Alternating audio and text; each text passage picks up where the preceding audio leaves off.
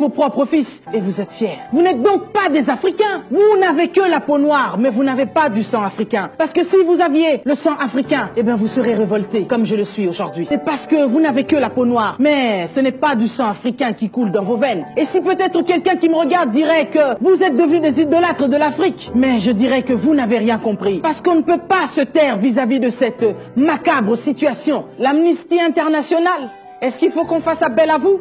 Ne voyez-vous pas ce qui se passe dans nos pays africains? Des millions de personnes tombent chaque jour. Le petit Syrien, dont la photo a fait le tour du monde, a révolté le monde entier. Le monde entier était sidéré. Mais il y a des millions d'Africains, des millions de petits Africains qui meurent chaque jour. Et ça n'indigne personne. Est-ce qu'il faut réfléchir? Est-ce qu'il faut s'asseoir sur des tables pour dire quelle résolution devons-nous prendre pour arrêter cette hémorragie? Nous avons vu 2 Chinois se faire tuer ici en France. Le gouvernement chinois s'est révolté.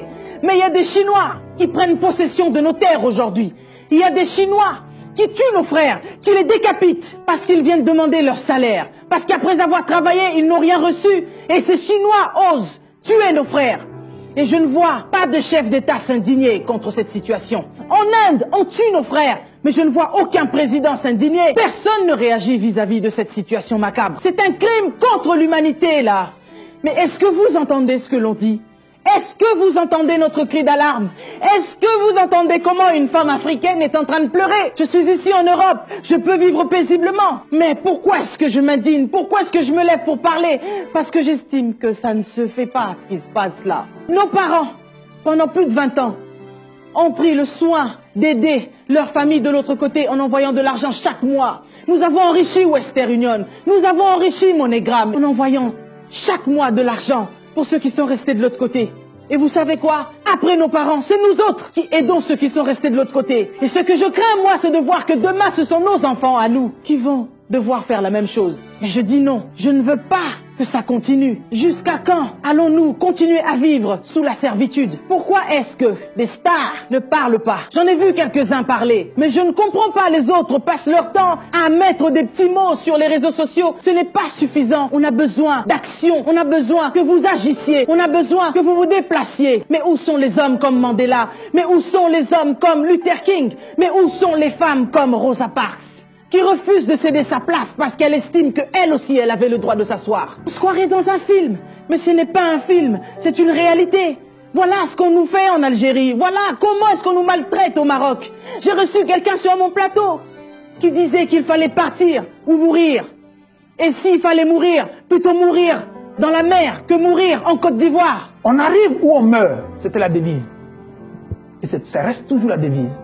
Si moi j'ai besoin de boire tout de suite, ce qui est aberrant, en fait, ce qui est aberrant, ce qui est normal dans cette période-là, c'est que c'est le pipi, l'urine, qui devient l'eau.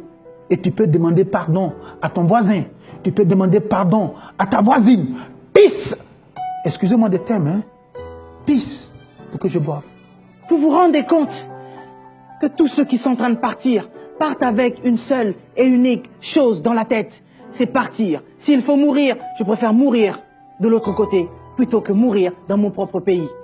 Ils ont perdu l'amour de leur patrie. Ils ont perdu l'amour de leur continent. Je refuse de croire que l'Afrique ne peut pas changer. Je refuse de croire que l'homme noir ne peut pas se lever. Et d'un commun accord, nous pouvons faire des grandes choses. C'est l'unité qui nous manque. L'amour envers les uns et les autres. Aujourd'hui, lorsque quelqu'un se lève et parle, les autres se lèvent aussi pour dire « Mais tu es chrétien, pourquoi tu ne parles pas de Jésus? Mais tu ne fais que parler de l'Afrique. » Oui, je parle de Jésus. Mais vous savez quoi? Même dans la Bible, j'ai vu des gens servir Dieu Tout-Puissant, mais réagir lorsque leur pays, leur patrie était condamnée. J'ai vu David se lever pour combattre Goliath parce qu'il menaçait sa population. J'ai vu Moïse se lever parce que ses frères étaient menacés. Mais où sont nos hommes de Dieu aujourd'hui? Ils préfèrent s'éclipser. Vous vous éclipsez. Vous avez des intérêts quelque part. Et tous ces hommes qui tombent, ça ne vous dit rien. Mais tous ces hommes et ces femmes qui viennent prier dans vos églises, ce sont leurs frères et leurs sœurs qui tombent de l'autre côté. J'ai vu un homme de Dieu, Nathan, dans 2 Samuel 12, 7,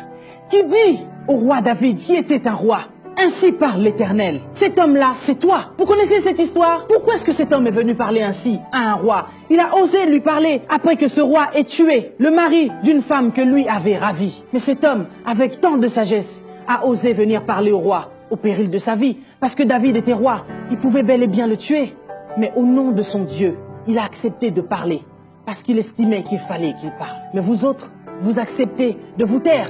Mais où sont donc les Nathans d'aujourd'hui? Où sont ces hommes et ces femmes qui acceptent de se lever au péril de leur vie? Et je dirais donc aujourd'hui, vaut mieux mourir libre d'esprit que être libre mais esclave. Et vous autres, bas dignitaires, dernières dames, vous vous faites tellement mater que l'on vous prend pour des tapettes. Vous êtes des chevaliers sans tête. Voilà pourquoi l'Afrique a tant de dettes. Nous sommes en deuil et vous, vous êtes en fête. Quelle perte de vous avoir au sommet de nos têtes. Alors dites-nous, vous êtes des chefs d'État ou des bêtes d'État? Vous ne voulez pas vous lever? Eh bien, sachez-le qu'avec vous ou sans vous, notre Rédempteur, notre Dieu, se lèvera le dernier. Que Dieu bénisse l'Afrique, mais vous autres, que Dieu vous punisse.